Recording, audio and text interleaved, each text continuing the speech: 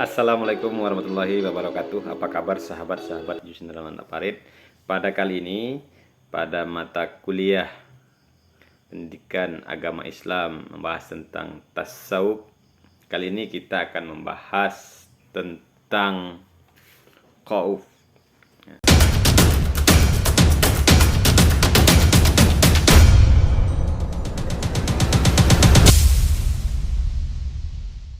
Sahabat-sahabat Yusndraman Parit, kehidupan manusia di dunia tujuannya tidak lain dan tidak bukan hanya untuk beribadah kepada Allah Subhanahu wa taala. Maka dari itu wajib bagi kita selaku seorang muslim untuk mendekatkan diri kepada Allah Subhanahu wa taala, yaitu dengan cara beribadah kepadanya. Contoh beribadah kepada Allah Subhanahu wa taala sangatlah banyak ya. Salah satu cara agar ibadah kita diterima oleh Allah dan kita bisa dekat dengannya adalah dengan cara takut kepada Allah Subhanahu wa taala, atau yang sering disebut dalam tasawuf itu adalah khauf. Orang yang khauf akan lebih berhati-hati dalam kehidupannya karena mereka takut akan siksa dari Allah Subhanahu wa taala. Maka dari itu, pada pertemuan ke-10 ini kita akan membahas apa itu sebenarnya khauf. Sahabat-sahabat semua, secara etimologi khauf itu berasal dari bahasa Arab yang berarti ketakutan. Sedangkan dalam Kamus Besar Bahasa Indonesia, khauf adalah kata benda yang memiliki arti ketakutan atau kekhawatiran.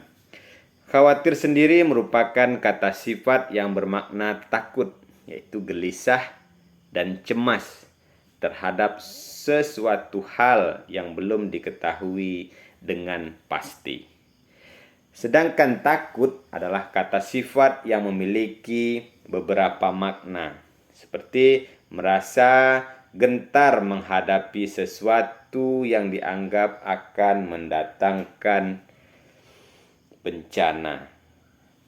Jadi, khauf juga bisa diartikan perasaan gelisah atau cemas terhadap sesuatu hal yang belum diketahui dengan pasti. Nah, menurut Al-Ghazali, khauf adalah rasa sakit dalam hati karena khawatir akan terjadi sesuatu yang tidak disenangi di masa sekarang. Nah, Ahmad Farid menegaskan bahwa khauf merupakan cambuk yang digunakan Allah Subhanahu wa taala untuk menggiring hamba-hambanya menuju ilmu dan amal. Dengan itu, mereka dapat dekat dengan Allah Subhanahu wa taala. Sifat ini adalah kesakitan hati karena membayangkan sesuatu yang ditakuti yang akan menimpa diri di masa yang akan datang. Khauf mencegah hamba untuk berbuat maksiat dan mendorongnya untuk senantiasa berbuat dalam ketaatan.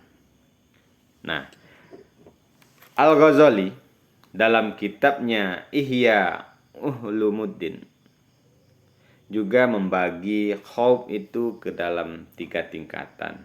Yang pertama adalah khauf al-awam, takutnya orang awam, yaitu takut akan hukuman dan keterlambatan pahala. Yang kedua, khauf al-khassah, takutnya orang khusus, yaitu takut akan keterlambatan teguran. Yang ketiga, khauf al-qasah, takutnya orang yang paling khusyuk, yaitu takut akan ketertutupan dengan nampaknya keburukan budi pekerti. Oleh karena itu, para ulama telah bersepakat bahwa derajat yang paling utama adalah derajat takut kepada Allah Subhanahu wa taala dengan ikhlas. Orang yang takut akan menghidupkan malamnya atau qiyamul lail. Barang siapa yang menghidupkan malamnya sampai ke rumahnya, yaitu surga, orang yang takut kepada Allah akan beramal, dan orang yang beriman akan beramal saleh dan merasa takut. Sementara orang yang munafik, amalnya tetap buruk dan dia hanya bisa berharap-harap saja. Oleh karena itu, orang yang paling takut kepada Allah adalah Rasulullah. Tidak ada yang lebih takut kepada Allah daripada beliau. Rasulullah SAW bersabda kepada sahabat yang bersungguh-sungguh dalam beribadah, yang mengatakan, sesungguhnya orang yang paling kenal dan paling takut kepada Allah adalah aku. Riwayat Imam Bukhari, Imam Ahmad, Imam Malik, dan Imam Abu Daud.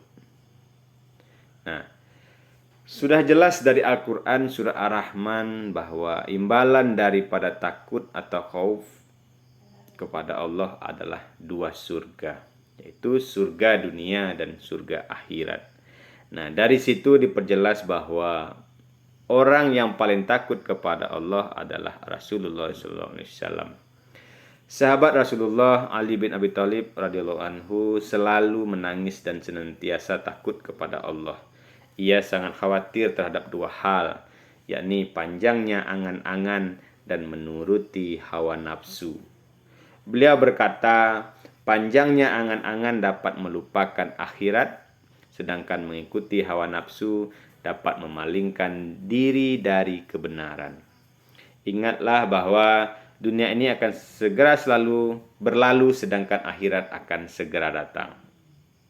Setiap orang mempunyai anak.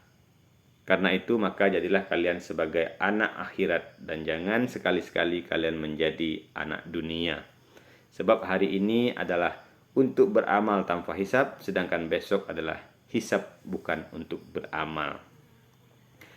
Adapun faktor-faktor yang menghilangkan rasa takut kepada Allah, menurut para ulama tasawuf, ada 4 faktor.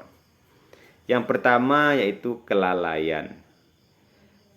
Apabila kelalaian sudah menggelayuti hati, maka hati itu tidak bisa lagi untuk lurus dan konsisten.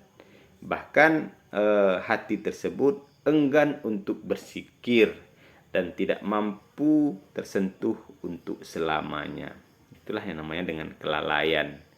Yang kedua, kemaksiatan. Kemaksiatan adalah faktor utama yang menghalangi seorang hamba menggapai ridha Allah Subhanahu wa taala. Apabila kemaksiatan semakin banyak, hati akan semakin gelap dan tidak berfungsi. Awalnya kemaksiatan itu akan menimbulkan kesempitan, baru kemudian menimbulkan kegelapan, kemudian akan menimbulkan kebiasaan. Nah, kebiasaan adalah akibat paling akhir, dan inilah yang menimpa orang-orang kafir. Kegelapan menimpa orang fasik, sementara kesempitan menimpa orang-orang beriman. Yang ketiga, memperbanyak hal-hal yang memperbolehkan. Nah, disinilah kebanyakan manusia terjatuh dan terjebak ya. Karena memperbanyak hal-hal yang diperbolehkan. Seperti bermegah-megahan di dunia dan memperbanyak kekayaan duniawi.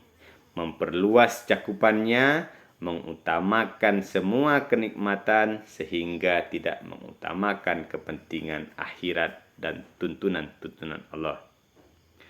Kemudian yang keempat, menyia-nyiakan waktu. Mungkin perkara pertama yang paling dihisap dari seorang hamba dari kemelak adalah penyiaan terhadap waktu di hadapan Allah. Jadi, dengan mengetahui faktor-faktor yang mempengaruhi hilangnya sifat takut kepada Allah, setiap orang hendaknya sadar terhadap adanya pengaruh-pengaruh tersebut, yaitu pertama adalah kelalaian, yang kedua adalah kemaksiatan, yang ketiga adalah memperbanyak hal-hal yang diperbolehkan, yang keempat adalah menyia-nyiakan waktu. Nah, sahabat-sahabat Ijus Indrawan anak Parit, berdasarkan uraian singkat saya di atas tadi, maka saya menarik sebuah kesimpulan bahwa khauf adalah rasa takut insan ataupun manusia kepada Sang Pencipta, yaitu Allah Subhanahu wa taala, akan dosa-dosanya, atau khawatir jika Allah tidak senang kepadanya, atau khawatir jika Allah benci kepada dirinya. Dalam kitab Ihya Ulumuddin, Al-Ghazali juga memberi khauf ke dalam 3 tingkatan. Nah, yang pertama adalah khauf al-awam, yaitu takutnya orang-orang awam, yaitu takut akan hukuman dan keterlambatan pahala. Yang kedua, khauf al-qassas, takutnya orang khusus, yaitu takut akan keterlambatan teguran Tuhan. Yang ketiga, khauf al-qassasah al-qassas, takutnya orang yang paling khusyuk, yaitu takut akan tertutupnya dan nampaknya keburukan budi pekerti. Kemudian faktor yang dapat menghilangkan rasa takut kepada Allah Subhanahu wa taala diantaranya adalah kelalaian, kemaksiatan, memperbanyak hal-hal yang diperbolehkan, dan menyiakan waktu. Oleh karena itu, sahabat-sahabat Ijus Indrawan anak Parit, agar kita itu tidak hilang rasa takut kita kepada Allah, maka kurangi rasa kelalaian, hilangkan rasa untuk maksiat, kemudian kurangi memperbanyak hal-hal yang diperbolehkan, dan manfaatkan waktu selagi bisa. Karena ada namanya manajemen waktu. Waktu itu, waktu berlalu tidak akan bisa kembali lagi. Waktu luang tidak selamanya luang, dan waktu sempit juga tidak selamanya sempit, karena waktu terus berputar. Oleh karena itu, jangan sia-siakan waktu selagi sehat,